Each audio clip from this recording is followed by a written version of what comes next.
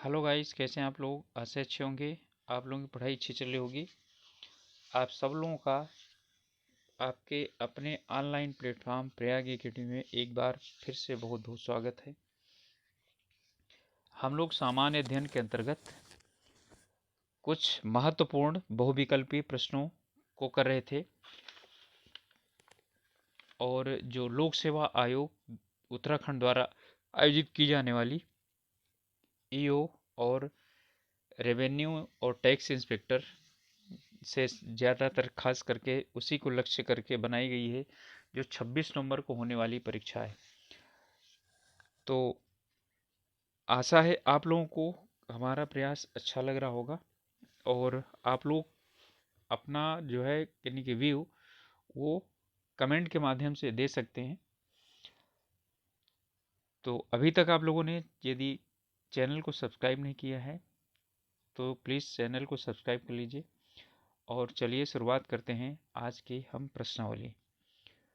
तो हमारा पहला प्रश्न है कि इनमें से कौन भारत की संविधान निर्मात्री सभा का संवैधानिक सलाहकार था?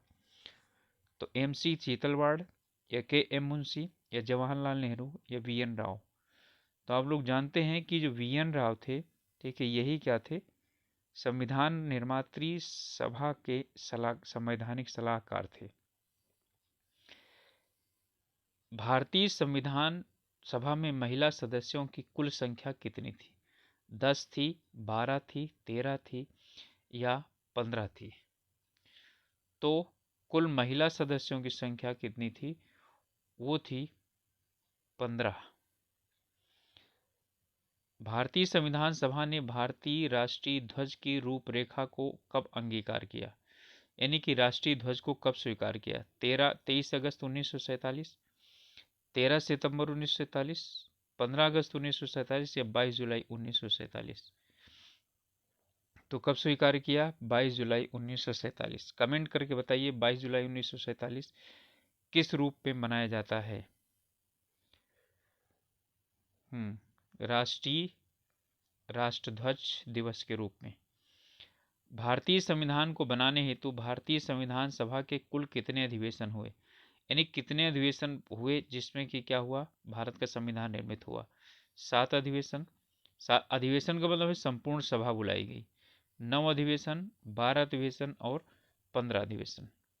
तो कुल कितने अधिवेशन हुए? तो कुल कितने अधिवेशन हुए? 12 अधिवेशन। भारतीय संविधान का अपना प्राधिकार किससे प्राप्त करता है?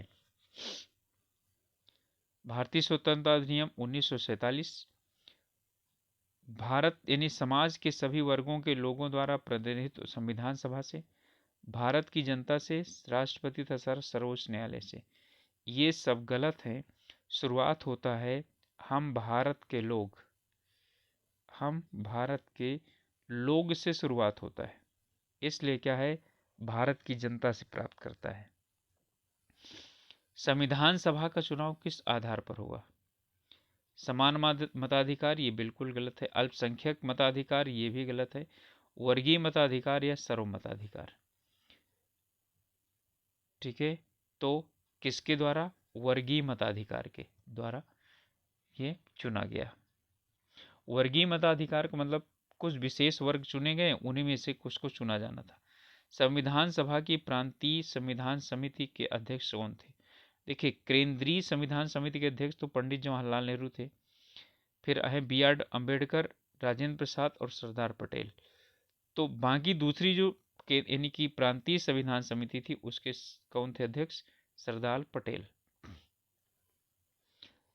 इनमें से कौन सा संविधान पांडुलेखन समिति का सदस्य नहीं था? पांडुलेखन मतलब संविधान को हाथ से लिखने वाली समिति का सदस्य कौन नहीं था? मोहम्मद सादुल्ला, के.एम. मुंशी, ए.के. अय्यर, जवाहरलाल नेहरू। तो इनमें से कौन नहीं रहा? आप जानते हैं जवाहरलाल नेहरू जी ने संविधान हाथ से नहीं लिखा। निर्माण करना दूसरों का काम था और लिखने वाले अलग थे। भारतीय संविधान सभा की संघीय समिति शक्ति समिति के अध्यक्ष कौन थे? संघीय शक्ति समिति के अध्यक्ष कौन थे? सरदार वल्लभ भाई पटेल, पंडित जवाहरलाल नेहरू, बी.आर. अम्बेडकर, अल्लादी कृष्ण स्वामी अय्यर। तो अब कौन रहे होंगे, अभी बताया था ऊपर मैंने, कौन, जवाहरलाल नेहरू, पंडित जवाहरलाल नेहरू। इन व्यक्तियों में से कौन कैबिनेट मिशन का सदस्य नहीं था? विलियम वुड, पैट्रिक लॉरेंस थे, स्टोफर्ड किप्स भी थे, एलेक्जेंडर एवी एलेक्जेंडर भी थे। तो कौन नहीं था? William would. तो हमारा उत्तर हो गया ए। संविधान सभा द्वारा स्थापित मौलिक अधिकारों और अल्पसंख्यकों हेतु सलाहकार समिति के अध्यक्ष कौन थे? मौलिक अधिकार एवं अल्पसंख्यक, जवाहरलाल नेहरू, सरदार पटेल, वी.एन. राव या बी.आर. अम्बेडकर। तो इस तरह की किसी में, यानी कि जो डॉक्टर भीमराव अम्बेडकर जी, इनके किसी के सदस्य नहीं थे। ठीक है, ये प्रारूपिक समिति के यानी अध्यक्ष थे। और इसमें कह रहा है मौलिक अधिकार और अल्पसंख्यकों हेतु सलाहकार समिति के अध्यक्ष कौन थे? ठीक है, तो अब रह गया, ये तो थे नहीं, दो, सरदार पटेल और वी.एन. राव में, इन दोनों में से एक उत्तर कौन सा होगा? तो कौन सा होगा? वी.एन. राव होगा। और ये मौलिक अधिकारों संबंधी जो समिति थी उसके अध्यक्ष कौन थे? पटेल थे। भारत के संविधान में उद्देशिका का विचार लिया गया है कहां से? इटली के संविधान से, कनाडा के संविधान से, फ्रांस के संविधान से या अमेरिका के संविधान से? तो कहां से लिया गया है? अमेरिका के संविधान से। यानी का मतलब है हम भारत के लोग वाला पूरा उद्देशिका जो है वो, यानी उद्देश्य प्रस्ताव अमेरिका के संविधान में सबसे पहले लिया गया है। भारत के समवर्ती सूची की संकल्पना उद्धृत है। समवर्ती सूची कहां से ली गई है पूछ रहा है। उद्धृत का मतलब है कहां से ली गई है? अमेरिका के संविधान से? बिल्कुल नहीं। स्विट्जरलैंड के संविधान से? बिल्कुल नहीं। ऑस्ट्रेलिया के संविधान से? समवर्ती सूची की बात कर रहा है। ठीक है, ऑस्ट्रेलिया के संविधान से। और फिर क्या है? यूएसए के संविधान से। ठीक है, तो कहां से? ऑस्ट्रेलिया के संविधान से। और भारत की जो वह है यानी व्यवस्था है, संघीय व्यवस्था, वो कनाडाई संघीय व्यवस्था है। भारतीय संविधान में निम्नलिखित उल्लिखित स्वतंत्रता, समानता और बंधुत्व की संकल्पना कहां से ली गई? फ्रांस से, आयरलैंड के संविधान से? तो आयरलैंड के संविधान से क्या लिया गया है? नीतिनिष्ठ तत्व। अमेरिका के संविधान से या ब्रिटेन के संविधान से? अमेरिका से लिया गया है उपराष्ट्रपति, मौलिक अधिकार। ब्रिटेन के संविधान से लिया है संसदीय शासन व्यवस्था। तो अब यहाँ पर क्या बचा हमारा, यानी कि बचा का मतलब है कि एक ऐसा है जहां जो हमारा क्या होगा? उत्तर होगा। ठीक है, और वो उत्तर है फ्रांस। तो स्वतंत्रता, समानता और बंधुत्व की संकल्पना फ्रांस के संविधान से ली गई है। इसके बाद है भारत के संविधान के बारे में निम्नलिखित कथनों में विचार करना है। क्या और सही कौन सा है? इसे दिसंबर 1946 से, यानी कि इसे दिसंबर 1946 से दिसंबर 1949 के बीच तैयार किया गया। संविधान के प्रारूपों पर जनसभाओं में चर्चा हुई। विश्व में संविधान का यह संक्षिप्त प्रलेख है। बिल्कुल गलत है, वो तो आप जानते हैं सबसे बड़ा प्रलेख है। दिसंबर 1949 में प्रारूपण पूरा होने के तुरंत बाद यह पूरी तरह प्रवर्तित हो गया। अब देखिए, अब हमें इनमें से सब में से क्या करना है? इसे सबसे जो सही होगा वो हमको चुनना है। देखिए, ये पूरी तरह से प्रवर्तित हुआ? बिल्कुल नहीं। ठीक है, और ये विश्व का संक्षिप्त संविधान है? गलत है। जनसभाओं में चर्चा नहीं हुई। ठीक है, संविधान सभा में चर्चा हुई है। तो ये तीनों गलत हो गए। अब बचाइए, 9 दिसंबर 1946 से पहले बैठक हुई। ठीक है, और 26 नवंबर 1949 को अंतिम बैठक हुई, यानी कि इसके लिए पारित करने के लिए। ठीक है, और उसके बाद भी दिसंबर में बैठक हुई है। तो हमारा ये हो जाएगा। ठीक, अगला है भारतीय संविधान सभा की प्रारूपिक समिति के अध्यक्ष कौन थे? ठीक है, तो कौन थे? जो राजेंद्र प्रसाद, जवाहरलाल नेहरू, पुरुषोत्तम दास टंडन या डॉक्टर बी.आर. अम्बेडकर।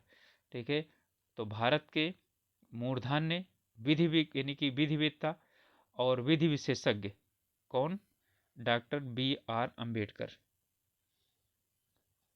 भारतीय संविधान की प्रस्तावना में भारत को किस रूप में घोषित किया गया है?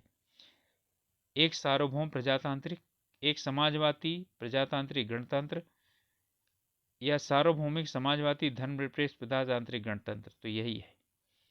ठीक है, सार्वभौमिक समाजवादी धर्मनिरपेक्ष प्रजातांत्रिक गणतंत्र। पहले ये समाजवादी और धर्मनिरपेक्ष नहीं था। ठीक है, समाजवादी प्रजातंत्र और धर्मनिरपेक्ष नहीं था, तो सार्वभौमिक प्रजातांत्रिक गणतंत्र था। गणतंत्र क्यों है? क्योंकि भारत का जो राष्ट्रपति है वो निर्वाचित होता है, नामांकित नहीं होता है।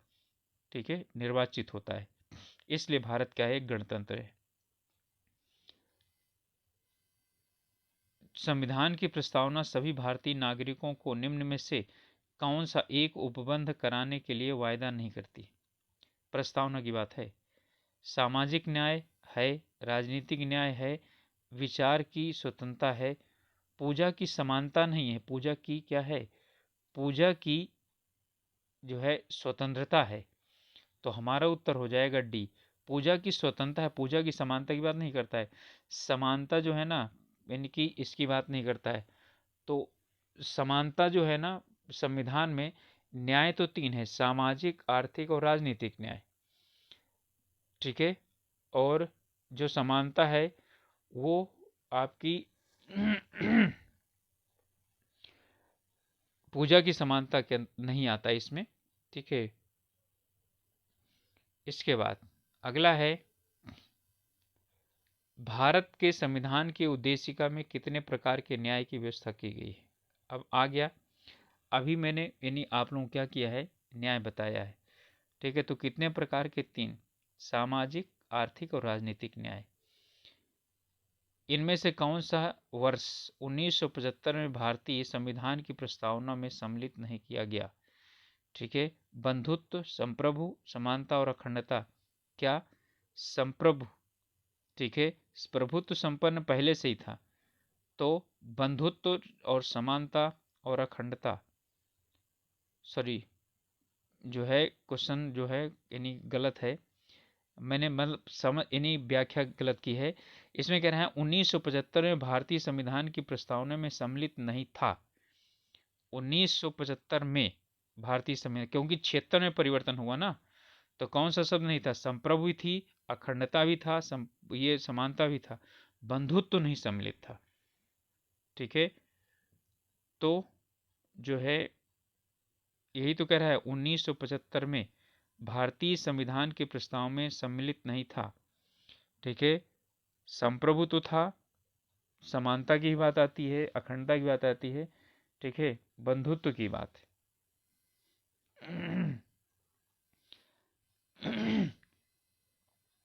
अगला है, भारतीय संविधान की प्रस्तावना में जिन आदर्शों एवं उद्देश्यों की रूपरेखा दी गई है उनकी आगे व्याख्या की गई है। मूल अधिकार में, निरक्षक तत्वों में, मूल अधिकार, राज्य के निरक्षक तत्व एवं मूल कर्तव्यों में, संविधान के पाठ में कहीं नहीं। ठीक है, कह रहा है प्रस्तावना में जिन आदर्शों की बात की गई है उनकी व्याख्या आगे कहाँ की गई है? तो कहाँ की गई है? मूल अधिकार में भी की गई है, राजनीतिक तत्वों में भी की गई है और मूल कर्तव्यों में की गई है।